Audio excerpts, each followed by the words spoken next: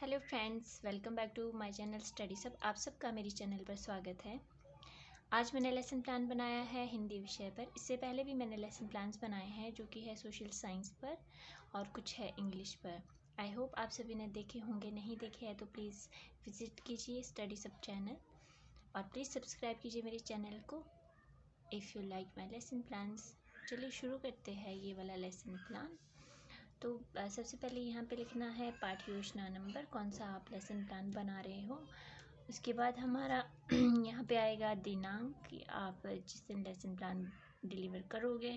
ये है हमारी क्लास और ये हमारा विषय कौन सा आप पढ़ा रहे हैं। नेक्स्ट है कालांश यानी पीरियड और ये है हमारा टाइम, कितने टाइम का आपका रहने वाला है लेसन प्लान। ये है हमारा प्रकरण यानी टॉपिक है हमारा विराम चिन्ह। उसके बाद हमारा आता है सामान्य उद्देश्य जो कि होता है विषय से रिलेटेड। विषय है हमारा हिंदी, तो ये हमारे पॉइंट्स हिंदी लैंग्वेज से जुड़े होंगे कि हिंदी पढ़ाने के बाद बच्चे क्या क्या सीखेंगे। उससे रिलेटेड ही 4 से 5 पॉइंट्स हमें डालने होते हैं। नेक्स्ट पॉइंट है हमारा विशिष्ट उद्देश्य। विशिष्ट उद्देश्य में हमें डालना होता है प्रकरण से रिलेटेड, यानी कि बच्चे विराम चिन्ह को पढ़ने के बाद क्या सीख पाएंगे, तो उससे रिलेटेड ही कुछ पॉइंट्स इसमें डालने हैं। विशिष्ट उद्देश्य के बाद हमारा आएगा सहायक सामग्री। सहायक सामग्री में आने वाला है जो आप पढ़ाना चाहते हो प्रकरण, उसके लिए आप क्या क्या TLM यूज़ करना चाहते हो। तो यहाँ पे आप चार्ट भी बना सकते हो इससे रिलेटेड और फ्लैश कार्ड भी आप बना सकते हो।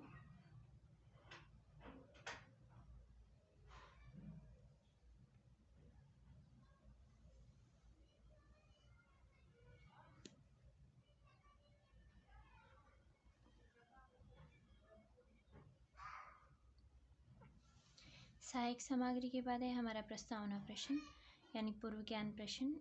ये टॉपिक यानी विराम चिन्ह पढ़ाने से पहले बच्चों के ज्ञान को कनेक्ट करना है हमें इसके साथ कि पूर्व ज्ञान के साथ कि बच्चों को पहले से क्या पता है। तो इसमें हमारे बनेंगे 3 कॉलम, क्रम संख्या, छात्र अध्यापिका क्रिया और छात्र क्रिया। यहाँ पे छात्र अध्यापिका कुछ प्रश्न बच्चों से पूछेगी जो कि बच्चों को पहले पता होगा और बच्चे आंसर करेंगे और हमारा इस तरह से ये चलेगा। लास्ट का क्वेश्चन हो सकता है समस्यात्मक, बच्चों को पता हो सकता है या पता नहीं भी हो सकता है।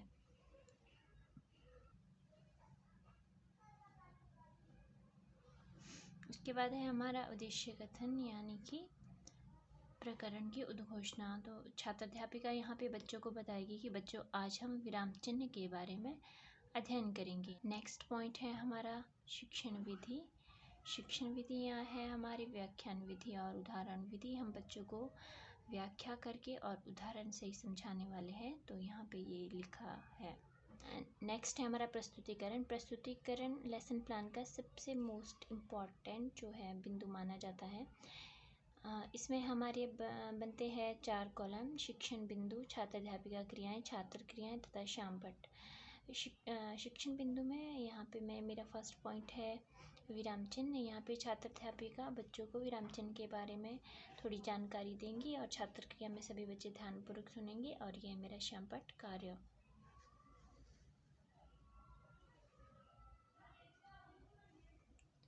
ये इस तरह से उदाहरण यहाँ पे विराम चिन्ह के बारे में बताए गए हैं।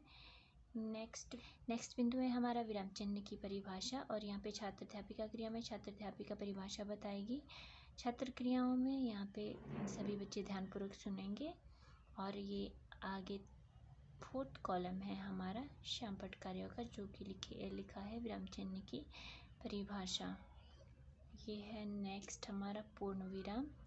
ये बताया गया है विराम चिन्ह के बारे में और सबसे पहला है पूर्ण विराम। यहाँ पे इसकी व्याख्या की गई है, इसकी परिभाषा दी गई है और छात्र क्रियाओं में सभी बच्चे ध्यानपूर्वक सुनेंगे और ये है हमारा ब्लैक बोर्ड वर्क।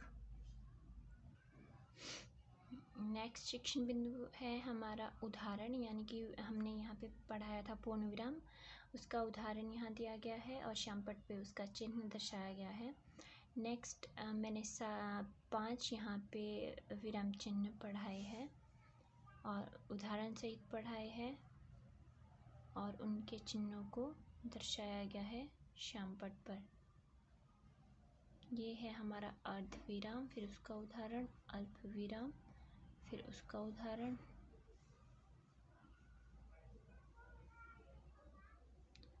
नेक्स्ट है प्रश्नवाचक चिन्ह, फिर उसका उदाहरण,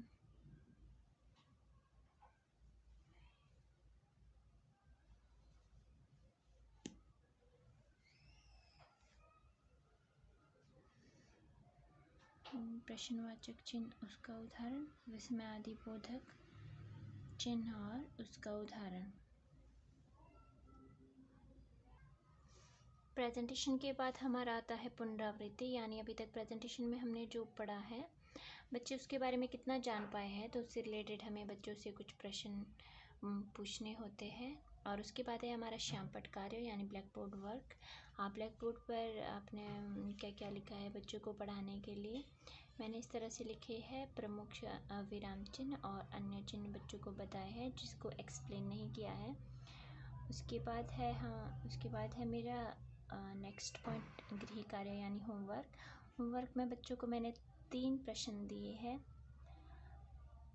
this is all about my lesson plan. अगर आप लोग मेरे लेसन प्लान पसंद कर रहे हैं तो please subscribe my channel, like and comment also. Thanks for watching.